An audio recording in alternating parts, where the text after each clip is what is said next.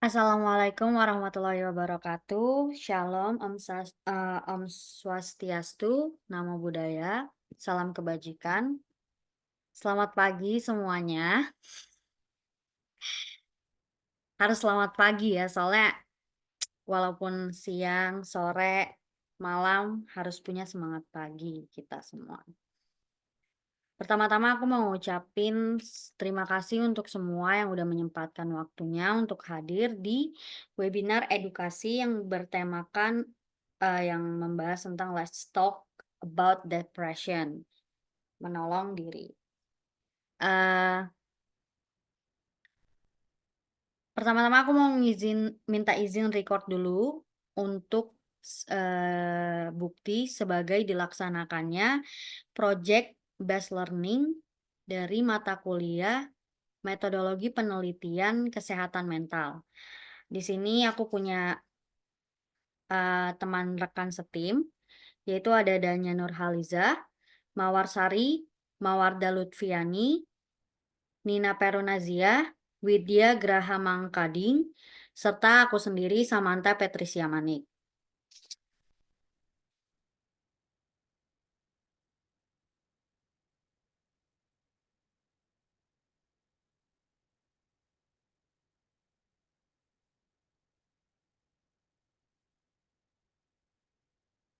Oke. Apa sih itu depresi ya? Depresi ini kalau secara umum kita dapat ketahui merupakan gangguan mental yang serius yang mempengaruhi perasaan individu gitu. Jadi seseorang yang mengalami depresi ini diserang berbagai perasaan-perasaan, pemikiran yang mengakibatkan perilaku tertentu bagi individu tersebut. Nah, ada beberapa poin utama yang dapat membantu kita semua untuk memahami depresi sehingga nantinya pemahaman tersebut akan membantu kita menolong diri kita di masa depan. Nah, poin-poin tersebut akan dibantu dijelaskan, dipaparkan oleh rekan-rekan setim saya.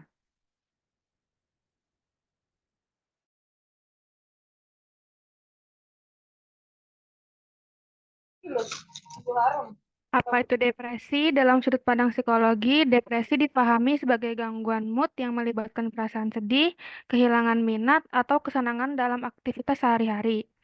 Depresi seringkali memiliki penyebab psikologis termasuk peristiwa traumatis, stres berkepanjangan, ketidakseimbangan kimia otak, dan masalah hubungan interpersonal. Psikolog mendekati depresi dengan mengevaluasi faktor-faktor psikologis ini dan bagaimana mereka dapat berkontribusi pada perkembangan dan pemeliharaan depresi. Depresi dapat diartikan sebagai cara individu memproses informasi dan memandang diri mereka sendiri. Dunia dan masa depan dapat mempengaruhi mood mereka. Dalam depresi, seringkali terdapat pola pikir negatif dan distorsi kognitif yang menyebabkan persepsi yang terdistorsi tentang diri sendiri dan lingkungan. Next.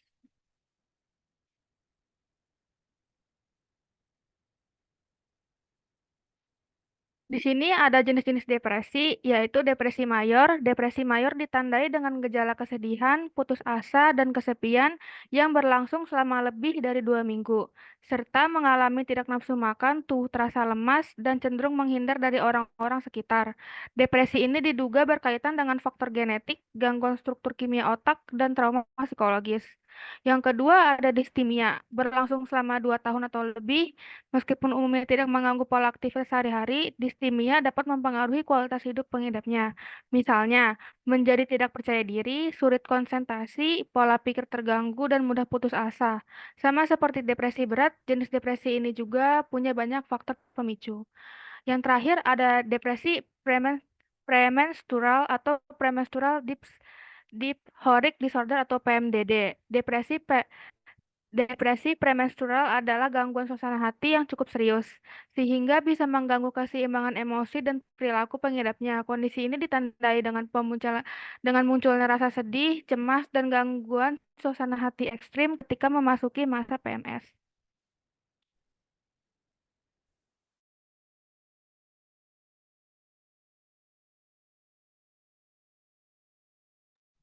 Selanjutnya ada Gangguan bipolar yaitu ditandai dengan adanya dua suasana hati yang bertolak belakang, ada maniak dan juga depresi. Maniak ditandai dengan munculnya perilaku atau emosi yang meluap-luap seperti rasa gembira atau semangat yang membuncah dan tidak bisa dikendalikan. Sebaliknya, depresi pada gangguan bipolar ditunjukkan dengan rasa tidak berdaya, putus asa, dan juga sedih. Kondisi ini bisa membuat pengidapnya mengurung diri di kamar, bicaranya sangat lambat, seolah sedang melantur, dan tidak mau makan. Lalu selanjutnya ada depresi postpartum. Jenis depresi ini biasanya terjadi pada wanita beberapa minggu atau bulan setelah melahirkan. Gejala depresi postpartum berdampak pada kesehatan dan ikatan batin antara ibu dan bayinya. Penyebab utamanya karena perubahan hormon, yaitu ketika hormon estrogen dan progesteron yang tadinya cukup tinggi pada masa kehamilan menurun secara drastis setelah melahirkan. Selanjutnya ada gangguan suasana hati musiman, seasonal affective disorder. Jenis depresi yang satu ini berkaitan dengan musim, tepatnya perubahan waktu pada musim dingin ataupun musim hujan, yang cenderung lebih pendek dan sangat sedikit dari sinar matahari. Jenis depresi ini umumnya akan membaik dengan sendirinya ketika cuaca sudah lebih cerah dan juga hangat. Lalu yang terakhir ada depresi situasional. Depresi situasional yaitu jenis depresi yang tidak menentu. Kondisi ini biasanya ditandai dengan munculnya gejala murung, perubahan pola tidur dan pola makan, ketika ada kejadian yang memberi tekanan mental yang cukup tinggi. Gejala depresi situasional muncul akibat respons otak terhadap stres. Penyebabnya bisa karena kejadian yang bersifat positif, seperti pernikahan atau menyesuaikan tempat kerja yang baru, hingga kehilangan pekerjaan, perceraian, atau perpisahan dengan keluarga terdekat. Terus juga depresi ini memiliki berbagai gejala yang mencakup aspek emosional, fisik, dan juga kognitif. Terus juga perlu diingat bahwa tidak semua orang ini mengalami gejala yang sama. Terus juga keparahannya juga bakal bervariasi. Yang pertama itu untuk gejala dan perasaan sedih yang mendalam. Orang dengan depresi ini sering mengalami perasaan sedih yang berkepanjangan dan intens, terus juga mengganggu aktivitas sehari-hari. Terus yang kedua ada kehilangan minat atau kesenangan. Aktivitas-aktivitas yang sebelumnya menyenangkan itu mungkin tidak lagi memberikan kegembiraannya. Terus yang ketiga ada gangguan tidur. Orang yang depresi mengalami kesulitan tidur atau malah sebaliknya. Dia itu bakal tidur yang berlebihan. Terus yang keempat itu ada gangguan nafsu makan. Biasanya sering terjadi perubahan berat badan yang signifikan juga, baik penurunan maupun peningkatan nafsu makan. Terus yang kelima itu ada kelelahan dan kekurangan energi. Orang dengan depresi sering merasa lelah secara fisik dan mengalami kekurangan energi bahkan setelah istirahat yang cukup mendalam. Terus untuk selanjutnya ada gangguan konsentrasi dan pengambilan keputusan.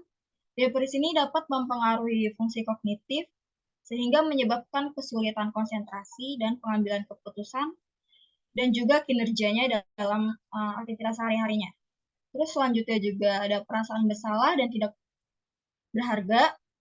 Orang yang mengalami depresi ini cenderung merasa bersalah dan merasa dirinya itu nggak berharga. Mereka mungkin terobsesi dengan kesalahan masa lalunya atau juga memiliki pandangan yang negatif tentang dirinya sendiri. Dan juga ada gejala fisik, tetapi gejala fisik ini tidak ada kaitannya dengan penyakit medis lainnya. Beberapa gejala fisik yaitu seperti sakit kepala, nyeri tubuh, atau gangguan pencernaan. Terus juga selanjutnya ada pemikiran kematian atau bunuh diri. Orang dengan depresi mungkin memiliki pemikiran kematian atau bunuh diri juga. Pernyataan atau perilaku merujuk pada resiko bunuh diri perlu ditangani serius dan memerlukan bantuan yang profesional tentunya. Dan yang terakhir itu ada isolasi sosial. Mereka ini sering mengisolasi diri, menarik diri dari temannya, lingkungannya, dan aktivitas yang sering dilakukan sebelumnya.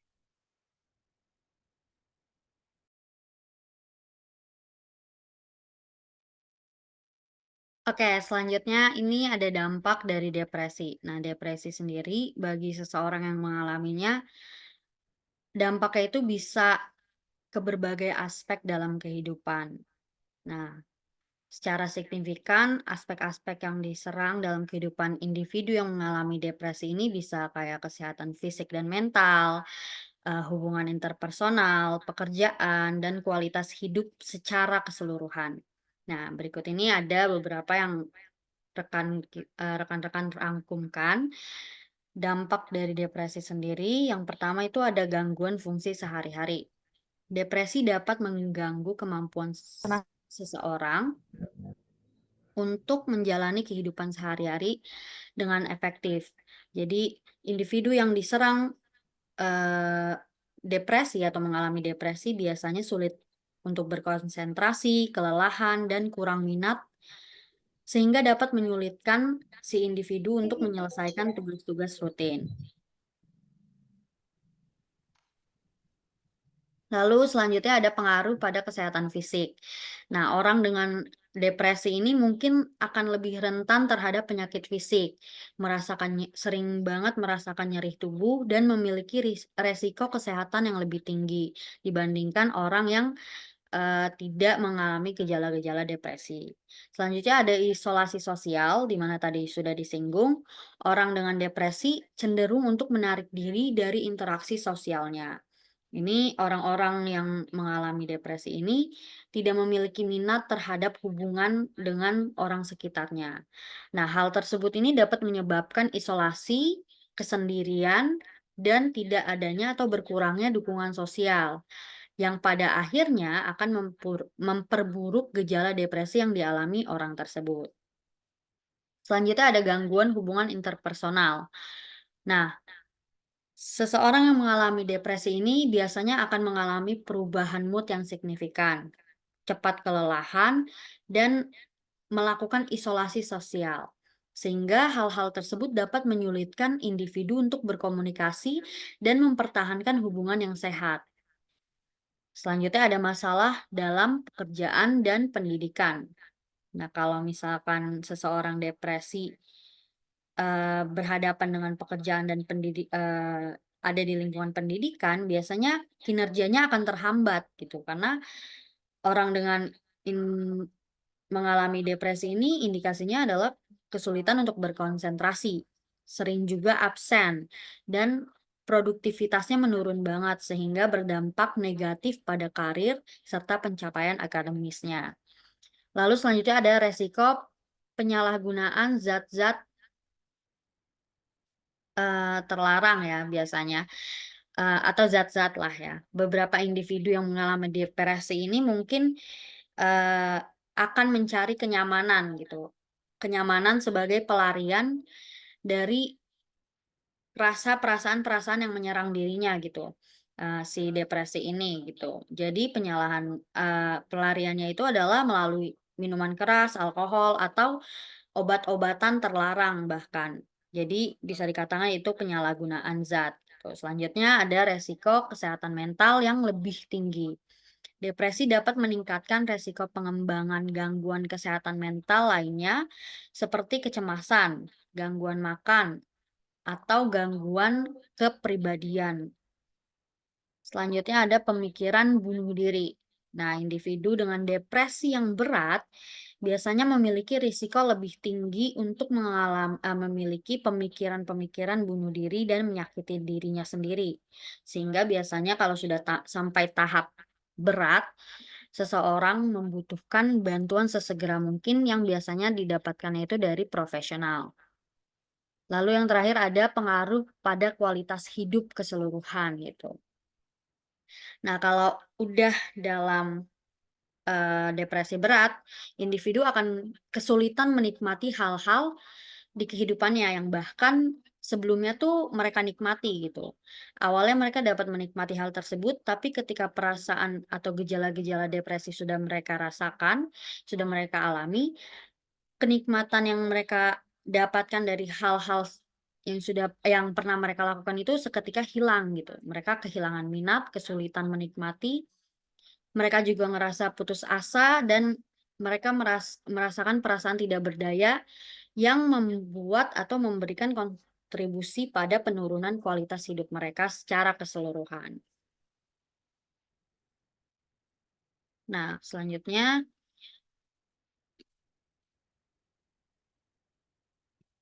pengaruh depresi terhadap keinginan bunuh diri. Tadi di dampak depresi itu ada sempat disinggung pemikiran bunuh diri. Nah, pengaruh depresi sendiri terhadap keinginan bunuh diri depresi dapat meningkatkan resiko pemikiran dan perilaku bunuh diri pada diri individu yang mengalami depresi. Beberapa pengaruh depresi terhadap keinginan bunuh diri seperti pemikiran obsesif. Individu dengan depresi sering mengalami pemikiran obsesif tentang kematian dan bunuh diri. Jadi mereka ini agak sedikit obses tentang pemikiran-pemikiran yang membuat mereka itu menyakiti diri sendiri gitu. Ada suara-suara dalam pikiran mereka yang mereka sendiri pun sulit untuk mengatasinya. Selanjutnya ada perasaan putus asa. Depresi sering disertai perasaan putus asa dan kehilangan harapan. Itu pasti banget untuk dialami seseorang yang menderita depresi gitu, ada dalam kondisi depresi gitu. Individu yang mengalami depresi ini mungkin merasa bahwa nggak ada yang bisa diperbaiki dalam situasi yang mereka alami, kondisi yang mereka alami, sehingga bunuh diri ini bagi mereka, dalam point of view mereka itu adalah satu-satunya solusi yang bisa mereka lakukan gitu, yang mereka punyai adalah bunuh diri. Lalu ada perasaan tidak berdaya, rasa tidak berdaya. Orang yang mengalami depresi ini sering banget merasa nggak berdaya, nggak mampu mengatasi kesulitan yang mendatangi hidup, yang menyengsarakan. Nah, biasanya kalau sudah sampai tahap di tidak berdaya, pemikiran bunuh diri itu muncul sebagai upaya gitu. Di point of view orang yang mengalami depresi, bunuh diri itu muncul sebagai upaya untuk mengatasi perasaan menyengsarakan itu gitu. Terus selanjutnya ada rasa bersalah atau beban berat. Individu dengan depresi mungkin merasa bersalah atau memikul beban berat dari kehidupan mereka. Pemikiran bunuh diri yang muncul itu adalah suatu cara untuk menghindari atau bahkan mengakhiri perasaan-perasaan dari perasaan bersalah atau beban berat yang mereka hadapi tersebut. Tuh. Terus selanjutnya ada perubahan mood yang drastis. Depresi dapat menyebabkan fluktuasi mood yang signifikan, dari sangat sedih hingga tidak berdaya. Pada saat-saat paling rendah, resiko pemikiran bunuh diri biasanya meningkat sangat tinggi. Selanjutnya ada isolasi sosial. Orang dengan depresi cenderung menarik diri dari hubungan sosial. Tadi udah sempat disinggung juga. Isolasi sosial ini meningkatkan rasa kesepian dan keputusasaan. Nah, hal tersebut memberi kontribusi. Jadi makin orang kesepian, makin orang merasa sendiri, makin putus asa mereka, makin nggak berdaya, makin semakin pemikiran bunuh diri itu datang di tengah-tengah beban berat yang menyengsarakan mereka. Selanjutnya ada gangguan tidur. Gangguan tidur umumnya terkait dengan depresi gitu, kayak sering dengar insomnia, hipersomnia. Nah, hal tersebut dapat mempengaruhi stabilitas emosional dan meningkatkan resiko pemikiran bunuh diri bagi individu. Selanjutnya ada penggunaan zat. Pemakaian zat atau alkohol yang tadi udah sempat disinggung, itu merupakan bentuk coping yang bagi seseorang yang depresi. Bagi mereka itu pemakaian zat-zat tersebut itu memberi mereka ketenangan gitu. Tapi sebenarnya itu adalah coping yang tidak sehat yang dapat meningkatkan resiko perilaku bunuh diri justru pada individu yang depresi. Nah, pemberian dukungan emosional dan perawatan kesehatan mental yang sesuai dengan kondisi dan situasi individu itu dapat membantu mengurangi resiko dan membantu individu yang mengalami depresi. Makanya ada beberapa cara penanganannya yang akan dijelaskan rekan setim yang lain. Oke, selanjutnya, jika kamu sebelumnya merasakan tanda-tanda atau gejala-gejala yang tadi udah dijelaskan, nah ada banyak cara penanganan yang bisa kamu lakukan. Itu salah satunya yang pertama, konsultasikan dengan profesional, yaitu psikolog atau psikiater. Nah, mereka ini dapat membantu mendiagnosis kamu terus kemudian memberikan dukungan emosional juga, dan merancang perawatan yang sesuai. Jadi nanti kalau kamu bertemu dengan profesional psikolog atau psikiater, nanti kamu akan di asesmen terlebih dahulu untuk diketahui apa yang sedang terjadi pada diri kamu gitu. Terus kemudian ada terapi kognitif behavioral. Nah, ini adalah salah satu terapi di dalam psikologi. Terapi kognitif ini adalah pendekatan terapeutik yang terbukti efektif dalam mengatasi depresi. Nah, ini membantu individu mengubah pola pikir negatif dan perilaku yang mungkin memperburuk depresi. Kemudian ada juga terapi interpersonal.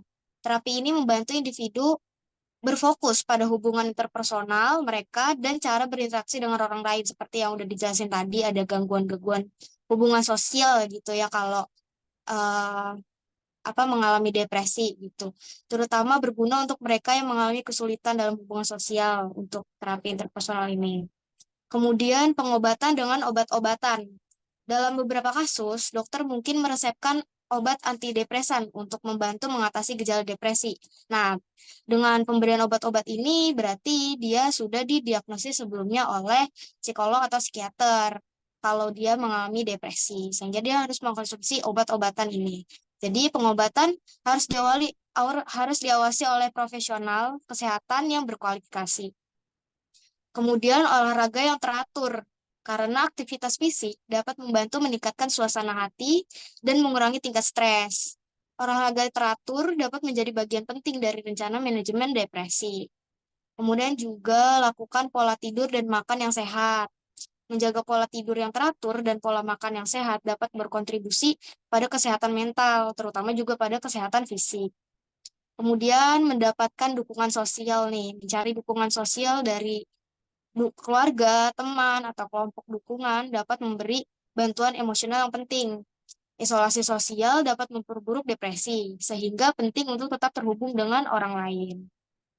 Kemudian yang 8, manajemen stres. Nah, jadi belajar teknik manajemen stres seperti meditasi, relaksasi, atau mindfulness dapat membantu mengurangi tingkat stres yang terkait dengan depresi.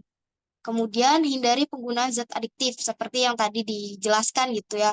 Mungkin orang mengkonsumsi obat-obatan dan segala macamnya itu sebagai coping gitu untuk melupakan sementara apa yang dia rasakan. Padahal ini akan dapat memperburuk depresi dia, memperburuk perasaan dia dan situasi dia gitu dan menghambat juga proses penyembuhannya. Kemudian atur harapan yang realistis. Jadi tetap realistis tentang tujuan dan ekspektasi hidup. Kemudian memecah tujuan menjadi langkah-langkah kecil dapat membantu meredakan tekanan dan merangsang rasa pencapaian gitu.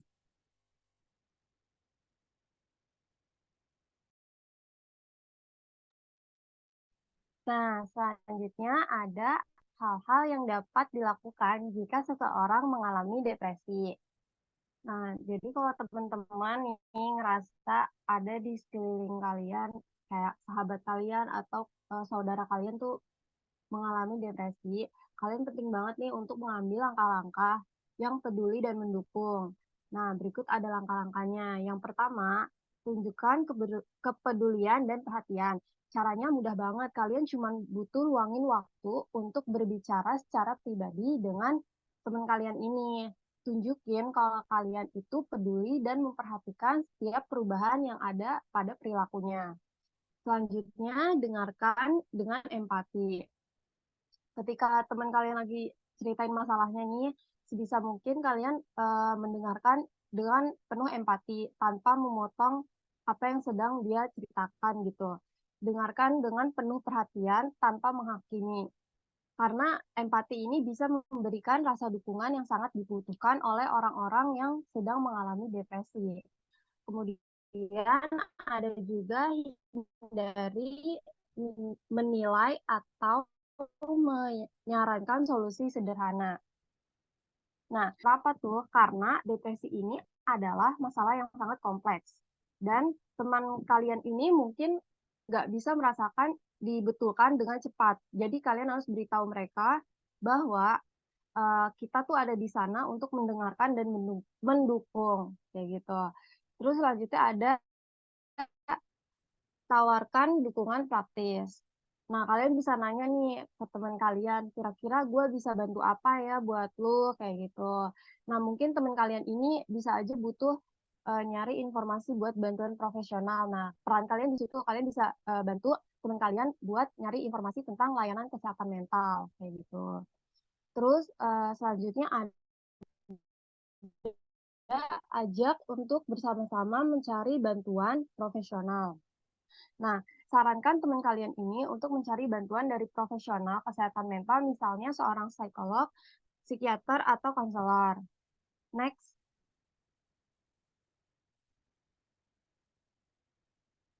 Selanjutnya ada beritahu orang dekat yang lain gitu.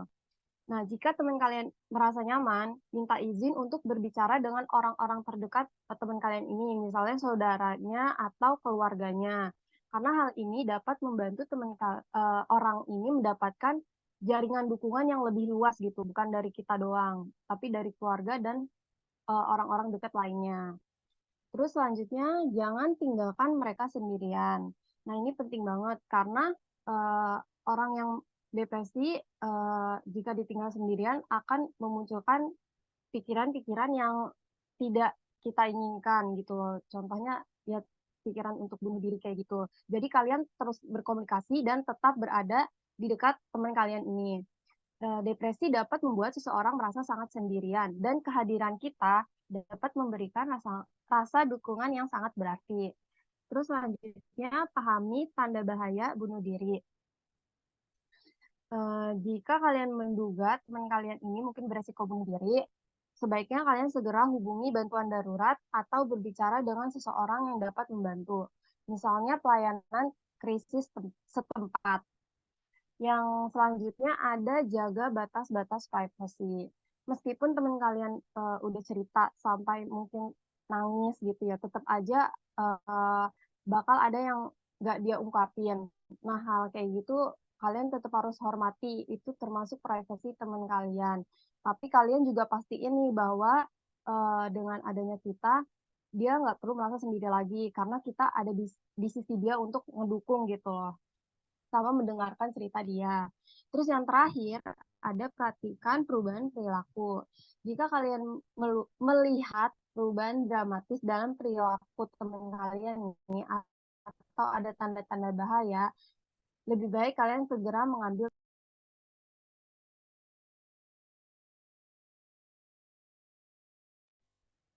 Oke, semuanya berikut paparan materi tentang depresi menolong diri dari rekan-rekan STEAM aku. Mungkin ada yang mau bertanya-tanya, silakan boleh tanya-tanya open mic, open cam, atau boleh juga di kolom chat, nanti akan dijawab.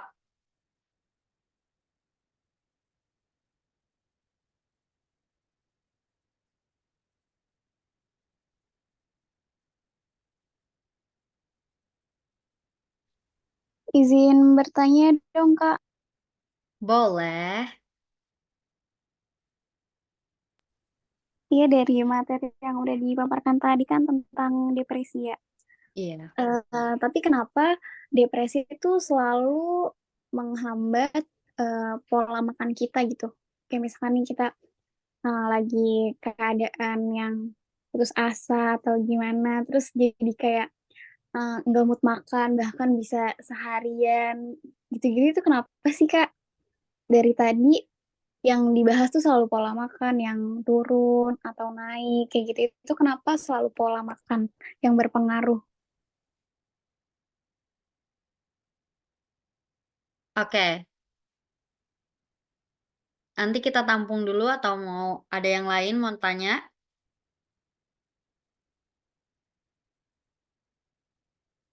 Itu ada di chat, udah ada pertanyaan juga, Kak.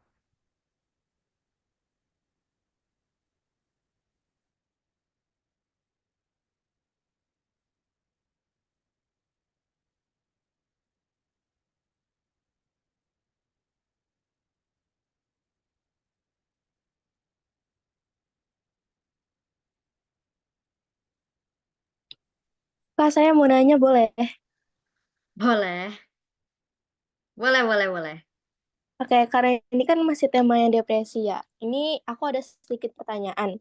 Kayak kalau misalkan nih, hidup kita tuh nggak punya tujuan.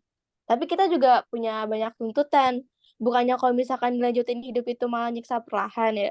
Nah, alasan yang bisa dijadiin pegangan untuk tetap hidup itu apa ya? Makasih, Kak. Oke, tampung dulu ya.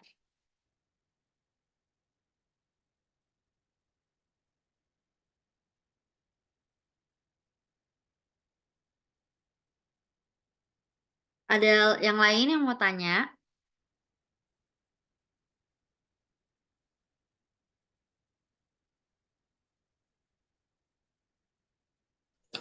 Kak, aku izin mau bertanya, boleh?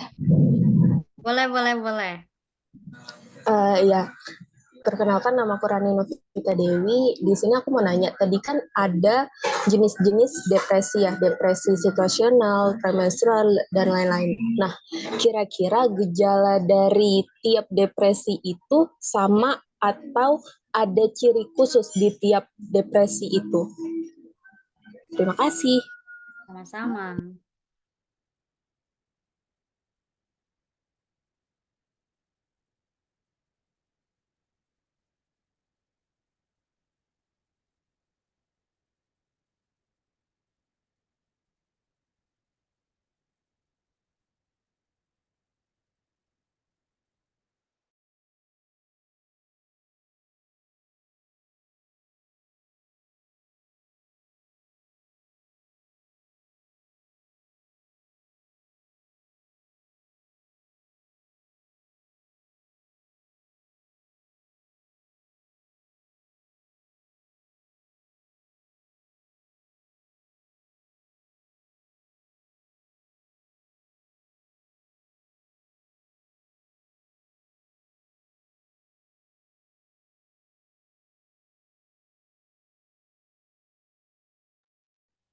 Oke, ini saya mau langsung jawab aja nih pertanyaan tadi tentang kalau hidup tidak punya tujuan dan memiliki tuntutan hidup, bukannya kalau dilanjut hidup malah menyiksa.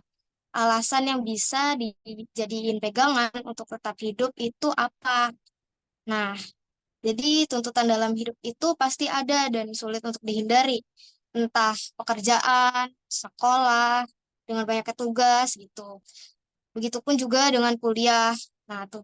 Dan tuntutan-tuntutan lainnya. Untuk bagaimana diri kita bisa bertahan, itu tergantung cara kita menghadapi tuntutan itu. Kekuatan diri kita dan mental kita, misalnya bagaimana coping stres kita. Jadi coping stres itu bentuk upaya kita untuk mengatasi situasi yang menekan atau tuntutan yang menyebabkan stres. Nah, dan juga bagaimana problem solving kita.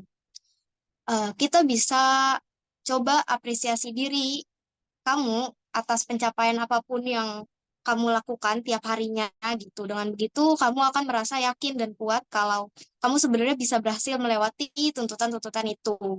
Nah, soal tadi nggak punya tujuan, itu sebenarnya kita semua tuh pasti punya tujuan, namun kesadaran atas tujuan itulah yang tidak ada gitu. Jadi untuk mengetahuinya bisa dicoba dari hal-hal dasar seperti tanyakan pada diri sendiri, apa sih yang aku suka, apa sih yang selama ini diinginkan, yang kamu inginkan selama ini, atau apa aja yang kamu suka dari aktivitas kamu selama ini, apa yang membuat kamu bahagia gitu. Dengan begitu, kamu akan menyadari tujuan hidup kamu selama ini. Mungkin untuk permulaan, kamu bisa merubah cara pikir kamu dengan memikirkan hal-hal tadi yang kemudian kamu lakuin nih. Kemudian jika kamu sudah merasakan kenyamanan dan kebahagiaan walau terasa sedikit gitu ya pada diri kamu dan juga hidup kamu, kamu mungkin tidak lagi mencari-cari alasan kenapa harus tetap hidup gitu. Namun, jika kamu merasakan tanda-tanda yang sudah dijelaskan tadi nih, gejala-gejala tadi misalnya kehilangan minat atau kesenangan padahal yang tadinya tuh kamu suka banget gitu. Sedih yang mendalam, selalu merasa lelah dan tidak berenergi, itu selalu merasa bersalah, putus asa, hingga kecenderungan perilaku bunuh diri atau misalnya udah ngelakuin self harm gitu atau sekedar berpikir untuk bunuh diri, maka ini saatnya kamu untuk mencari bantuan profesional ke psikiater atau psikolog gitu untuk melakukan konsultasi untuk mengetahui apa yang terjadi pada diri kamu dan antisipasi ataupun penanganan cepat kemungkinan buruk yang akan terjadi. Jangan hanya menyimpulkan berdasarkan pendapat diri sendiri, terutama self-diagnose gitu ya. Karena itu akan memperburuk keadaan kamu. Gitu. Bagaimana? Aku sudah terjawab? Sudah, terima kasih Kak. Oke, selanjutnya mungkin aku mau ngejawab pertanyaan dari Kak Yulinda ya. Kenapa depresi selalu menyinggung pola makan dan kenapa pola makan sangat berpengaruh saat depresi? Jadi depresi sendiri ini kan mengganggunya, yang diserang itu kehidupan sehari-hari gitu kan. Nah, dari depresi ini gejalanya pasti awal-awal perubahan moodnya drastis banget. Saat kita nggak mood, saat kita mendapatkan kesulitan dalam kehidupan, ngerasa situasi kita tuh lagi nggak baik, kita tuh fokusnya itu ke masalah tersebut, ke situasi kita, ke kondisi kita gitu. Kita ngerasa nggak bisa menghandle, nggak bisa menghadapi kesulitan kita ini. Jadi saat fokus kita ke masalah tersebut, hal-hal lain, hal-hal yang sebenarnya wajar untuk dilakukan, hal-hal yang sebenarnya kebutuhan untuk kita dapatkan, itu jadi sesuatu yang jauh dari kita. Karena perasaan-perasaan yang menyerang kehidupan sehari-hari kita ini bikin kita jadi nggak mood, bikin kita jadi putus asa, bikin kita jadi nggak berdaya. Keputusasaan tersebut tuh buat kita jadi kayak ngerasa, "Ngapain sih gue makan nggak ada harapan lagi nih," gitu. Kayak jadi nggak berdaya gitu. Jadi pola makan itu diserang karena, depresi itu nggak cuma mental, pemikiran juga, tapi fisik juga gitu. Fisik kita diserang, makin rentan. Jadi ada orang yang makannya lebih banyak karena ngerasa, "Kok gue cepet lelah ya, kok gue stres banget ya, kebanyakan mikir ngapain sih makan aja deh," makanya dia makannya tambah nafsu. Ada yang, "Duh gue nggak mau makan, nggak mood makan, mood gue berubah-ubah, mood gue nggak bisa di-handle," gitu. Jadi mungkin itu kenapa depresi itu orang yang mengalaminya ya, orang yang mengalami depresi ini, pola makannya itu terganggu karena emang depresi ini menyerang aspek kehidupan sehari-hari individu. Gimana jawabannya? Sudah cukup, makasih Sam. Ya,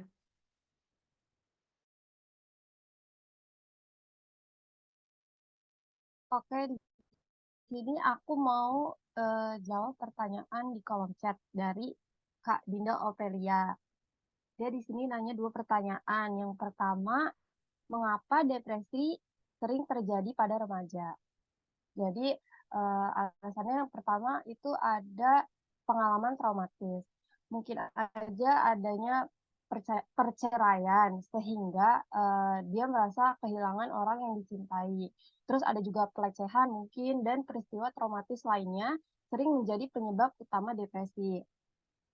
Kemudian juga ada masalah keluarga. Remaja yang mengalami kekerasan dalam rumah tangga bisa aja melakukan penyalahgunaan zat atau masalah keluarga lainnya dapat menyebabkan stres. Lama-kelamaan, stres yang tidak tertangani tersebut berkembang menjadi depresi. Terus yang ketiga, mengapa depresi sering terjadi pada remaja itu ada faktor genetik juga. Remaja yang memiliki keluarga dengan riwayat depresi berpeluang lebih besar mengalami kondisi tersebut.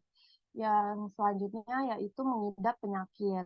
Biasanya orang-orang yang mengidap penyakit kronis seperti kanker dan diabetes lebih rentan mengalami depresi. Kemudian yang terakhir yaitu pemakaian obat-obatan terlarang. Nah, depresi juga bisa menjadi efek samping dari pemakaian obat-obatan, baik yang legal maupun terlarang. Itu untuk jawaban yang pertama. Selanjutnya, pertanyaan kedua dari Kak Dinda, bagaimana cara menghindari kekambuhan depresi setelah masa pemulihan?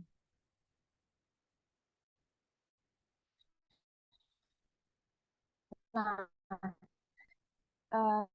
caranya yaitu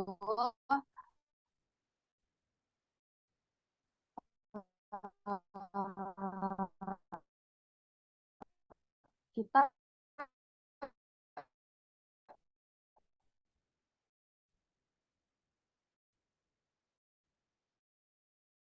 orang ini bisa dengan merubah pola hidupnya dengan juga pikir lebih positif dan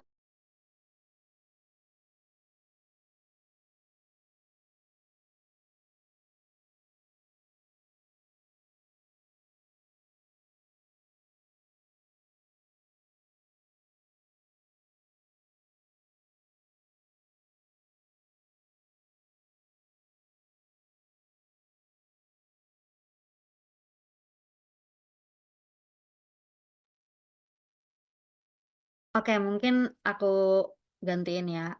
Cara menghindari kekambuhannya itu sebenarnya kita individu tersebut harus merubah pola hidupnya gitu. Jadi mereka harus menjaga pemikiran mereka untuk tetap positif gitu. Tetap berada di lingkungan yang energinya itu positif sehingga po eee, apa yang mereka keluarkan dari diri mereka pun positif gitu. Jadi, depresi ini kan kaitannya, erat banget sama hal-hal yang terkesan negatif gitu. Jadi, seseorang yang sudah pulih gitu, ibaratnya udah pulih, gimana supaya tidak kambuh lagi, ya itu dengan cara berhubungan baik dengan hal-hal yang positif gitu. Mungkin itu sih jawabannya, gimana Kak Dinda?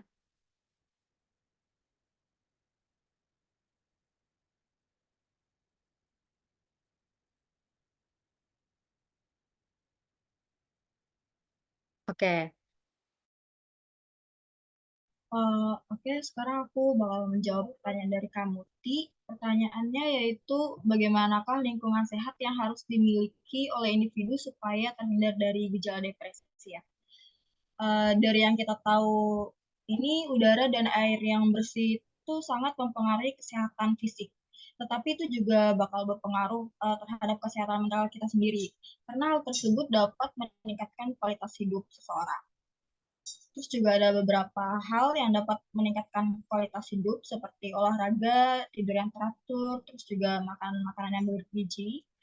Dan dari yang saya tahu dari hasil penelitian itu juga menyatakan bahwa dengan banyak menghabiskan waktu pada lingkungan luar, ruang terbuka atau dengan lebih mendekat ke alam-alam gitu bakal menurunkan tingkat kecemasan dan juga depresi tersebut.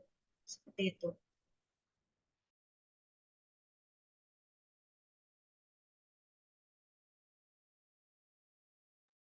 Oke, selanjutnya tadi ada pertanyaan dari Karani Novita. Eh, Pertanyaannya tuh gejala di setiap jenis-jenis depresi. Ya, tadi jenis-jenis depresi disebutkan ada beberapa ya.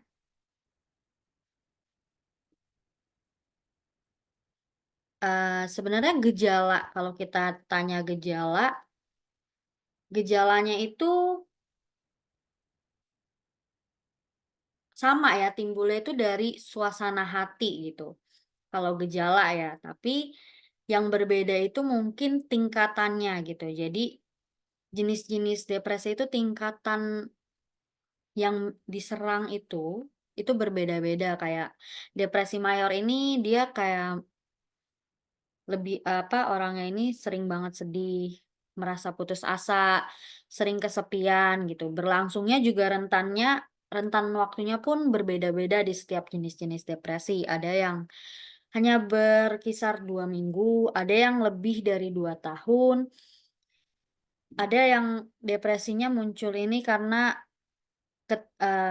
sedang dalam masa PMS, menstrual, ada gangguan bipolar yang di mana ada 2 suasana hati yang bertolak belakang, dan sebagainya gitu. Jadi kalau gejalanya itu sama timbulnya dari suasana hati, tapi tingkatannya aja yang berbeda dan kurun waktunya biasanya. Seperti itu. Bagaimana Kak Rani? Ada pertanyaan lanjutan? Tidak ada, terima kasih. Oh, sama.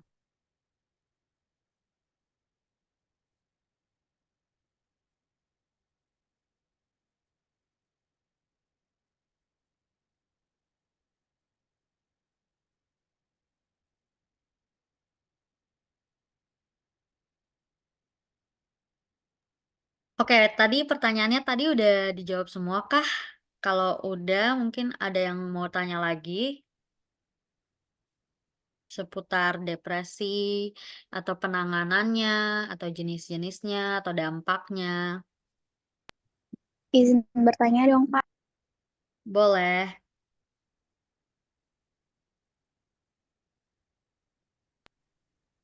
Kenapa ketika kita sedang depresi nih, Kak, misalkan depresi itu hilang, tapi depresi itu tuh bisa balik lagi atau bermunculan lagi. Itu kenapa sih, Kak? Eh,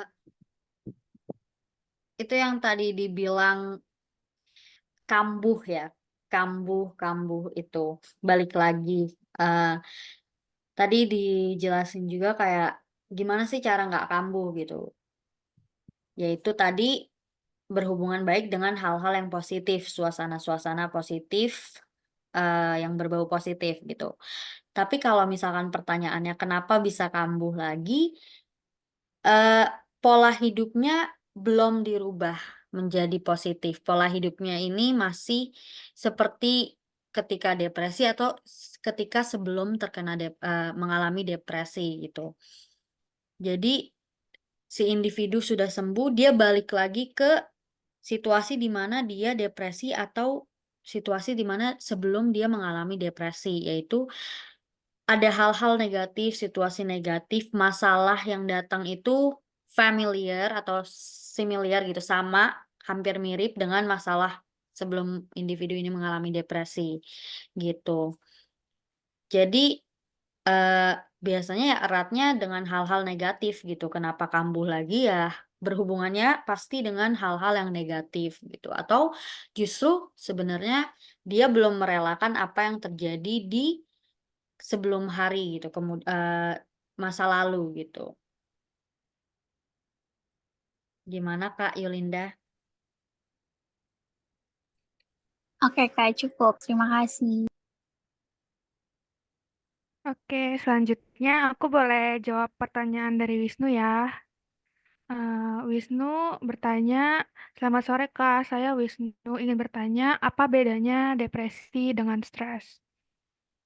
Depresi sama stres itu emang hampir sama, tapi ada tingkatan yang berbeda juga. Stres itu suatu respon dari kita terhadap suatu tekanan atau situasi yang ada, misalnya menjadi gelisah, cemas, sensitif, gangguan konsentrasi, dan lain-lain. Sedangkan biasanya depresi itu harus konsultasi dengan psikolog dan harus melalui asesmen-asesmen yang dilakukan untuk eh, menegakkan gejala. Apakah dia hanya stres saja ataukah depresi?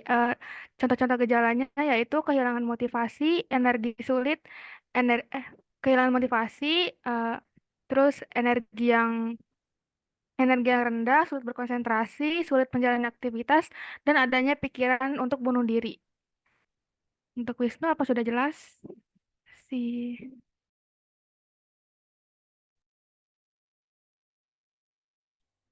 Oh iya Kak, cukup. ya, terima kasih ya Wisnu.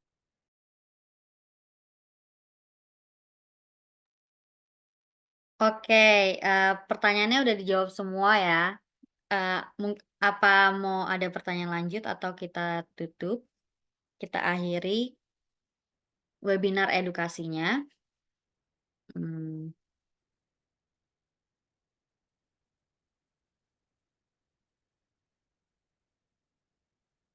Oke, tadi kita udah ngebahas tentang depresi dan udah beberapa poin-poin utama yang dapat membantu kita semua untuk memahami depresi udah dipaparkan oleh rekan-rekan setim, di mana kita udah menjelaskan tentang definisi umum dan dari sudut pandang psikologis juga mengenai depresi. Lalu ada gejala-gejala depresi, jenis-jenis depresi, terus ada dampak depresi terhadap individu,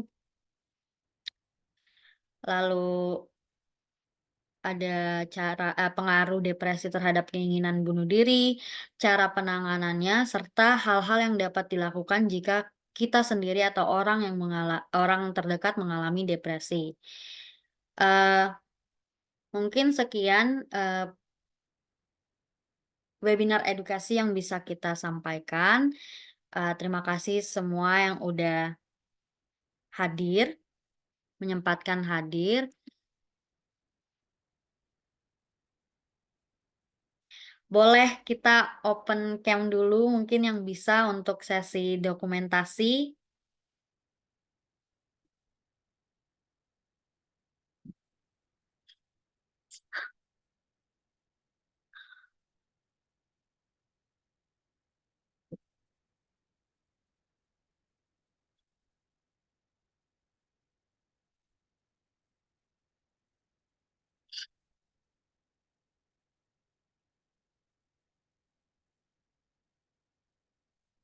Senyum semuanya ya. 1, 2, 3.